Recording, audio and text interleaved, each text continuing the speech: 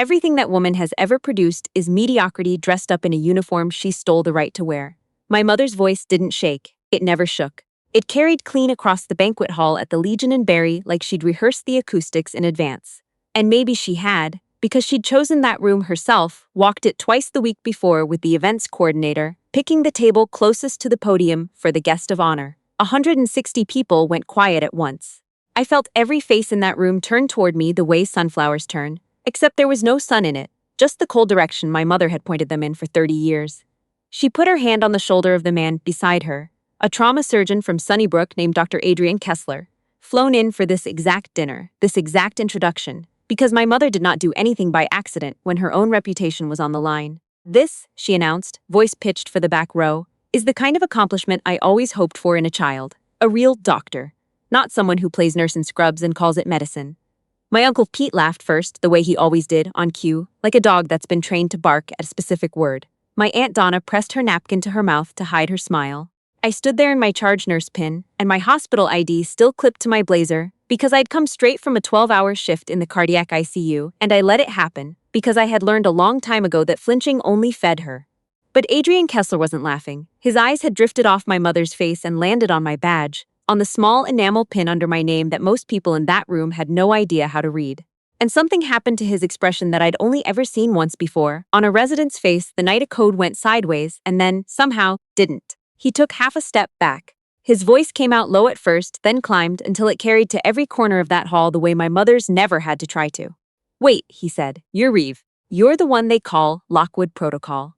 Before I tell you what that name meant, and why a surgeon who'd never met me before that night went pale enough that his own glass of red wine sat forgotten and warming in his hand for the rest of the dinner, and before I tell you what my mother did in the 11 minutes that followed that question, minutes that ended 30 years of a story she'd built her whole identity on, if you've ever had a parent point at someone else and say, "Why can't you be more like them?" while you were standing right there, hit like, because you already know exactly the feeling I'm describing, and you're going to want to see how this one ends. The Hodgsons hosted the Newmarket family reunion dinner every June, and my mother, Sandra, had been running point on the seating chart and the program for 11 years straight, ever since my grandmother got too frail to do it. She loved the job. She loved it the way other people love a stage. Black dress, hair done that morning at the salon on Davis Drive, the same place she always went before something important, because my mother believed appearances were load-bearing walls, and she was not about to let one crack on her watch. She introduced Adrian like she'd known him her whole life, this rising trauma surgeon with 3 years out of residency and a write-up in a Toronto Star feature about a multi-vehicle pileup on the 400 he'd helped run point on. She'd found that article herself. She'd printed it out and kept it in her purse for 2 weeks before this dinner, the way other mothers carry baby photos. Then she turned to me. Her eyes went flat, the particular flatness she saved for me alone, like she was looking at a stain on a tablecloth she'd have to deal with later. This wasn't the first time she'd used that line, the nurse line. I'd heard variations of it for 15 years, at every family event, every Christmas, every backyard barbecue, where someone made the mistake of asking what I did for work. "Oh, Reeve's in healthcare," she'd say, in a tone that made healthcare sound like a euphemism for something shameful, like she'd caught me working a till. But this was the first time she'd said it to my face, with this many witnesses, with a man she'd handpicked standing right there as the human contrast she needed. This wasn't an outburst. This was a campaign. She'd booked the hall. She'd seated Adrian beside her at the head table instead of beside his own date. She'd waited until the soup course was cleared, and the room had that lull where everyone's attention drifts, the exact lull a good speaker knows how to fill. I stood still. My thumb found the record button on my phone in my coat pocket without me even deciding to do it. 15 years of charting incident reports and learning that nothing protects you like documentation. Then I did what I do on shift when a room starts going bad. I scanned it. Uncle Pete had his second rye and ginger in hand, the cheap stuff he always switched to after the first one because he thought nobody noticed. He'd been at every Ontario Nurses Association fundraiser my hospital ran for the last decade, had shaken my hand at 2 of them, knew exactly what unit I ran and what that pin on my chest meant, and had chosen, every single time, to let my mother's version of me stand uncorrected because correcting her cost him something he wasn't willing to pay. Aunt Donna had her phone up, recording, not for Mevra but for the group chat. The same group chat she'd used to broadcast my cousin Brittany's engagement before Brittany had even told her own parents. And at the foot of the head table sat my cousin Tyler, 26, who dropped out of the paramedic program at Georgian College after 1 semester and had been living in my grandmother's basement since. nursing a ginger ale because the Legion didn't let you bring outside liquor, and he'd already burned through what patience the bartender had for him. My mother had sat him at the head table anyway, in a blazer that didn't fit him right, because he carried the family name and the right amount of testosterone, while the woman with a nursing license and 11 years of ICU experience stood on the open floor catching insults under fluorescent light. I didn't need anyone to explain the seating chart to me. It was the whole argument, laid out in tablecloths. Some doctors, my mother continued, voice gaining that confident lift, actually save lives, not just take blood pressure and hand out juice boxes. The room did what she'd trained it to do over a decade of these dinners. Pete chuckled on cue. Donna smiled into her phone. Someone near the back laughed outright. 160 people performing the exact choreography my mother had built into them, one Sunday dinner at a time, for years. I stood inside it. 4 counts in, hold for 7, 8 counts out. The box breathing one of my preceptors taught me back when I was a new grad watching my first patient code. Heart rate steady, eyes moving. And that's when I caught it, the shift in Adrian Kessler's face. Something behind his eyes flipping from polite guest mode into something else entirely fast, like a monitor alarm going from a steady beep to a full code blue in half a second. He was staring at my badge.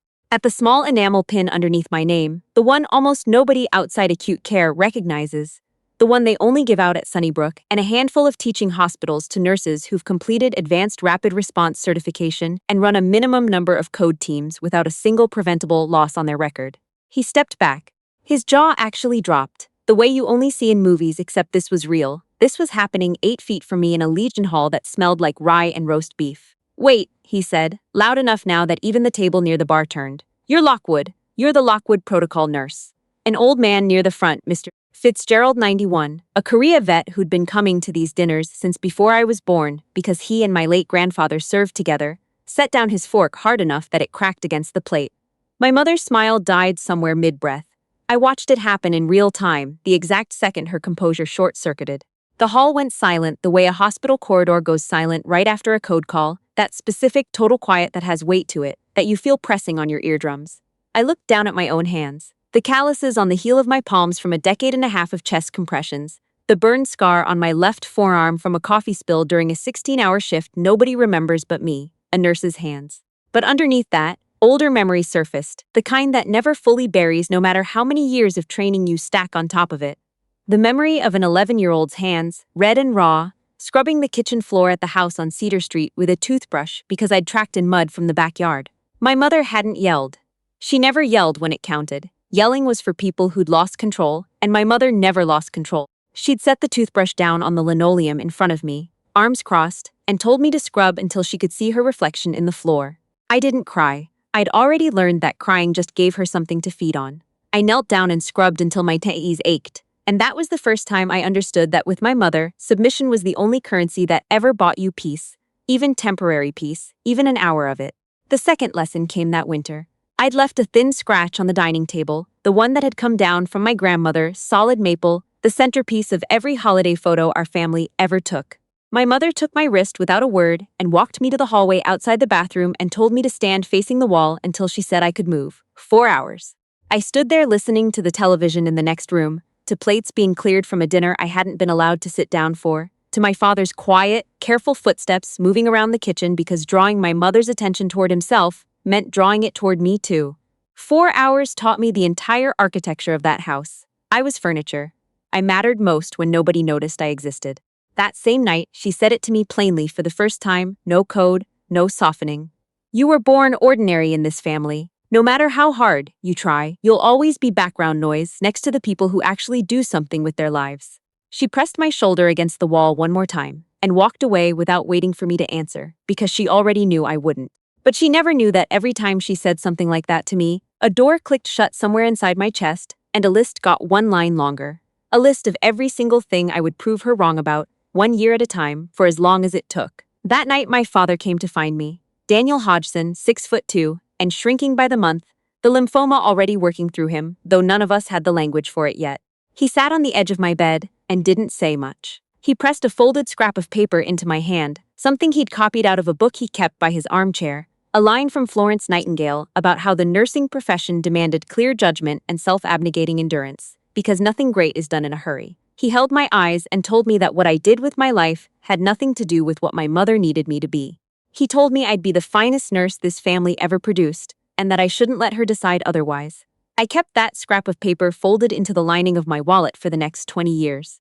I had it with me the night I sat my CPR recert exam at 17, the night I sat the NCLEX after my diploma, the night I worked my first overnight in the ICU at North York General, with my hands shaking under my gloves because I didn't trust myself yet. It was the only inheritance from that house that was ever worth keeping. I was 18 when I laid the acceptance letter from the nursing program at York on the kitchen table. No fanfare, no announcement, just set it down the way you'd set down a glass of water, because to me it was that natural. My mother came in, saw the envelope, paused 2 full seconds to read the letterhead, and then picked it up with hands that were perfectly steady and tore it down the middle, then in half again. She kept tearing until the pieces were small enough to flutter when she dropped them, white confetti, drifting down onto the kitchen tile. "You are not dragging this family into a career where you empty bedpans for a living," she said, voice cold and even, kicking the scraps toward the corner with the toe of her shoe. "You're better suited for something quiet. Reception work. Filing." She left the kitchen completely certain she'd settled it. That night, my father went into the kitchen alone after everyone had gone to bed. I stood at the top of the stairs in the dark and watched him lower himself onto his knees on the cold tile, his back already bent from the disease eating through him, hands trembling so badly that he dropped the first few pieces twice before he got a grip on them. He gathered every last scrap of that torn acceptance letter, one by one, and folded them into the breast pocket of his cardigan, the way you'd gather pieces of something irreplaceable. The next morning he was gone before I woke up. He came back that afternoon without explanation, just looked at me across the kitchen with an expression that said it's handled. 3 weeks later, a duplicate offer letter arrived from the registrar's office at York, requested in person, the original copies he'd salvaged, taped back together page by page and photocopied at the library on Yonge Street, then mailed from the Newmarket post office in a body already being hollowed out by chemo. That was the last truly heroic thing my father ever did for me, the absolute outer edge of what his failing body had left to give. I got in. I made it into the program. The day I moved my boxes out of my bedroom for residence at York, my mother stood at the front door with her arms crossed. No hug, no card, no word of any kind. She watched me carry the last box down the porch steps, then turned and went inside, and I heard the deadbolt lock behind her. When I came back 20 minutes later, because I'd forgotten a box of textbooks, the rest of my belongings were sitting on the porch in green garbage bags, the heavy-duty kind meant for yard waste, not the kind you pack a life into. I picked up the bags, put them in the back seat of my dad's Buick, and didn't look back at the house. 6 months into the program, the phone rang in my dorm at 4 in the morning. My father had been moved into the palliative unit at Southlake. There was no leave built into clinical placements that early in the semester. So I went to my morning rotation, because that's what Daniel Hodgson would have told me to do, and I held it together through an entire shift on a med-surg floor with my hands not quite steady the whole time. Years later, in a simulation exercise during my critical care certification, when the scenario had our mock patient crashing and every other nurse in the room was calling for more compressions, I was the one who caught that the rhythm strip didn't match the clinical picture, called for a recheck, and we caught a misread monitor before anyone pushed an unnecessary dose of epi that would have killed a real patient in that scenario.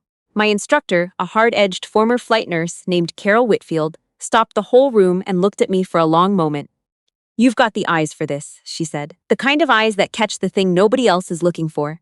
You're going to end up running codes, not just working them." That was the first time anyone with any authority had looked at me and told me I was good enough without a qualifier attached, without an asterisk, without a but. It started after my 3rd year in the ICU, this small ritual that nobody invented on purpose, that just grew out of the unit on its own. Whenever a new grad or a transfer nurse was about to take their first solo overnight shift on a high-acuity bed, they'd find a reason to walk past my station before they clocked in.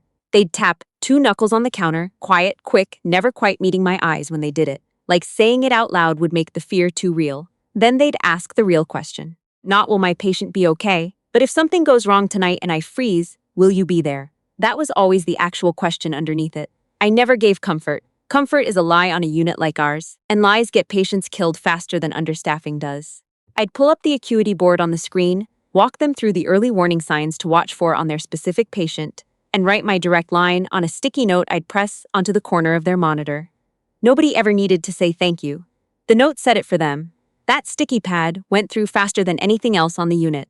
Page after page of phone numbers and names, nurses I'd trained, residents I'd caught mistakes for, every one of them representing a conversation I'd rehearsed in my head dozens of times, in case the worst ever actually happened on their watch. One February night, Adrian Kessler, 3 months into his first staff position, long before any newspaper feature, long before anyone called him Dr. Kessler with any weight behind it, came and found me before a shift in the trauma bay. His face had that particular shade of gray I privately call about to watch his first one go bad. He gripped his clipboard with both hands and cleared his throat twice before he could get the words out. "Reeve, do you think tonight's going to be a bad one?" It wasn't a clinical question. It was an emotional one, which meant he wasn't actually asking me to predict anything, he was asking me to be there if it went sideways. I pulled the patient board toward him and walked him through exactly which beds were unstable and exactly what to watch for in each one. "I don't do fortune-telling, Adrian. I read trends. Bed 4's your risk tonight. Watch the lactate. Call me the second it climbs. You'll get through it."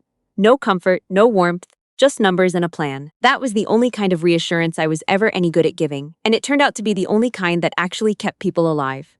That night, exactly the way I'd flagged it, Bed 4 crashed hard and fast at 2 a.m., a post-op bleed nobody had caught on the morning labs. Adrian called the code, and I was already moving before the overhead page finished, because I'd had a feeling all shift and kept my eyes on that room more than I let on. We pulled that patient back from full arrest in under 4 minutes. Adrian still talks about that night, still tells people it's the reason he didn't quit medicine in his first year, though until that dinner at the Legion, he'd never known my last name, just Reeve from the ICU, and the protocol that got named after me 2 years later when I helped redesign our unit's rapid response trigger criteria after a near miss that should never have happened. The letters I sent my mother all came back unopened. The month I got my charge nurse designation, I mailed her a photo of myself at the pinning ceremony with a short note, no apology, no plea, just a simple line that I'd been promoted. 3 weeks later, the envelope came back, seal unbroken, not a single fingerprint on the flap. She hadn't even picked it up long enough to consider it. I sent it once more. Same result. I didn't send a third. My father died that October. The same cancer that had been working through him since the year he knelt on a kitchen floor to tape my acceptance letter back together. He'd kept the worst of it from me until the final 2 weeks. I drove up from Toronto within hours of the call. At the visitation, I stood near the casket in my good Navy suit, the one I wore to every conference, my certification pins lined up on the lapel the way some people line up military ribbons. My mother positioned herself exactly 2 meters to my left, close enough to share the same frame in any photo, far enough that no camera angle would ever catch us standing together. When my Uncle Pete and Aunt Donna came in to pay their respects, my mother stepped forward, looped her arm through Pete's, and physically turned both of them so their backs faced me. Not an accident. She'd clearly thought it through. She erased me from the receiving line directly in front of the casket of the one person in that family who had ever stood between me and her. 2 hours of visitation. Not one relative was permitted to shake my hand or even nod in my direction. Pete worked the room like an usher, intercepting anyone who drifted toward me and steering them back to my mother with a firm hand on the shoulder. This was the same Pete who'd attended every ONA gala our hospital ever ran, who knew exactly what my title was and exactly what I'd built my career doing, and who chose silence every single time because acknowledging my record out loud would have cracked the story he and my mother had spent a decade building together. Aunt Donna anchored the second row with her phone, tucked in her purse for once, whispering corrections to anyone whose eyes lingered on me too long. Between the three of them, that funeral home ran like a checkpoint. Everyone understood the math. Acknowledge me cost you my mother's approval, and in a town the size of Newmarket, my mother's approval was worth more to most of those people than basic decency. I stood beside my father's casket for the full 2 hours without moving, hands folded, eyes on the casket and nothing else. That suit felt heavier that day than Scrubs ever had during a 16-hour shift. Because in the ICU, weight on your shoulders means someone trusts you with their life. In that funeral home, the weight meant nothing to anyone except me and the man inside the box. The moment I watched my mother's back turn toward me for the last time that day, accepting a bouquet from Donna, laughing softly at something, I felt something in my chest close, not in pain, just closure, a door sealing shut after the last item's been cleared off the to-do list. I was done. Not done hoping in a dramatic single moment, just done, the way you're done with a shift when the clock finally hits the hour. I came to the reunion dinner that June because my grandmother asked me to, point blank, the way she rarely asked for anything. Just be there, Reeve, please. When I walked into the Legion Hall, my mother was already at the podium with the mic in hand, the spotlight catching the silk of her dress, wearing the exact expression of a woman about to deliver the performance of her life. 160 people. Every one of them had spent a decade absorbing my mother's version of events, the daughter who settled for playing nurse instead of becoming something real, the disappointment, the cautionary tale she trotted out at every family gathering to make some cousin's mediocre accomplishment look brilliant by comparison. I found a chair near the back wall, sat with my spine against the cinder block, and did the same thing I do walking into any unfamiliar unit. Know your exits. Read the room before anything happens. My mother introduced Adrian. I wasn't really listening to the speech. I was reading him the way I read a new patient, staff surgeon, 3 years in, the kind of confidence that comes from real call volume, not a borrowed title. Then she turned, paused for effect, and opened fire. Everything this one has ever produced is mediocrity dressed up in a uniform she stole the right to wear, she said, voice climbing with the certainty of a woman who'd never once been challenged in that room. Some doctors actually save lives, not just take blood pressure and hand out juice boxes. The hall murmured exactly along the frequency she'd spent years training it to. Pete's glass rose. Donna leaned in and whispered something. Someone laughed. I stood inside it, breathing the box pattern, pulse steady, eyes moving, and that's when Adrian's face cracked open. He was staring at the pin under my badge. His expression didn't shift gradually. It broke all at once, like alarm bar flipping straight to red. He stepped back half a pace, jaw dropping, and asked the question loud enough to reach the back tables. Wait. You're Lockwood. You're the Lockwood protocol nurse. Mr. Fitzgerald dropped his fork. The crack of metal on porcelain rang out across the room. My mother's mouth froze mid-smile. The whole hall went still in that pressing, total way. She recovered fast the way she always did, with a dismissive little laugh and a wave of her hand. Oh, please, Adrian, don't go feeding her ego. Whatever protocol that is, it's probably just paperwork. Reeve's been timid as a mouse since she was small. You don't want to be giving her too much credit. She glanced toward Pete, waiting for the chorus to start the way it always had. This time, it didn't come. Pete's glass stopped halfway to his mouth. Nobody laughed. The quiet in the room changed texture, denser now, pointed somewhere it had never pointed before, somewhere my mother had no script for. Adrian squared his shoulders. The polite guest smile burned off his face. His voice filled the hall, every word landing flat and deliberate. With respect, ma'am, Reeve doesn't take blood pressure for a living. 2 years ago, she's the reason a 16-year-old kid is alive right now, instead of a statistic in a coroner's report. There was a 4-car pileup on the 400 near Barry. I had 3 traumas rolling in at once, and I lost my read on the kid in Bay 2, a hemorrhage I should have caught and didn't, and Reeve caught it from across the department before I even called for help. She walked me through the bleed in real time, called for the OR before I'd even finished my assessment, and that kid is alive today because a nurse your family calls a juice box dispenser ran the floor better than I did that night. We literally wrote her response criteria into hospital policy. It's called the Lockwood Protocol because of her. He paused, let it land. Every person on my trauma team that night went home because of the woman you just stood up here and humiliated. Uncle Pete's glass tipped, sloshed rye onto the white tablecloth. He didn't even reach to fix it. His mouth hung open, the same mouth that had spent a decade nodding along to every word my mother said about me at fundraisers where he knew exactly what my job actually was. Aunt Donna lowered her phone slowly into her purse and zipped it shut the instant the narrative flipped against her. Tyler, down at the head table, sat up straight for 1 second like he'd been startled out of a doze, then sank back into his chair and stared into his ginger ale for the rest of the night, unable to meet anyone's eyes. Mr. Fitzgerald, 91 years old, both hands flat on the table, pushed himself up to standing, slow and deliberate, the way a man stands when he wants every second of it to count. He didn't say a word. He raised his right hand to his temple and held it there, steady, the way you'd salute someone whose service you actually understood. Another veteran near the front stood. Then another, then a row of them, no applause, no sound at all, except chairs sliding back across the hardwood. Not everyone in that room had served, but enough of them had, and the ones who hadn't understood exactly what that silence meant. The most expensive kind of quiet there is, the kind that says we see you, and nobody in this room, not a mother, not an uncle, gets to erase that anymore. My mother's eyes trembled. Her lower lip twitched once before she pressed her mouth into a hard, thin line. I stood, walked forward, my flats hitting the hardwood with a sound that carried clean through that silence. I stopped 2 feet in front of her, looked into the same eyes that had once watched an 11-year-old scrub a kitchen floor with a toothbrush. The same eyes that had watched a torn acceptance letter flutter onto the linoleum like confetti. Respect isn't something you get to hand out like place cards, Mom, I said, loud enough that it reached every corner of that hall. It's earned. With years of work nobody in this room ever bothered to ask me about. Don't ever use my job as your punchline again. I held her eyes for 3 full seconds. Then I turned and walked back through the rows of people still standing and sat down. Nobody took the seat beside her for the rest of the night. I drove out to the house on Cedar Street afterward, not for her, for my father's old fishing journal still sitting in the drawer of the nightstand he'd died beside. She was in the kitchen when I let myself in the back door, not waiting for me exactly, just with nowhere else left to be. Her hands were braced against the edge of the sink, knuckles pale, the same hands that had once torn an envelope into confetti.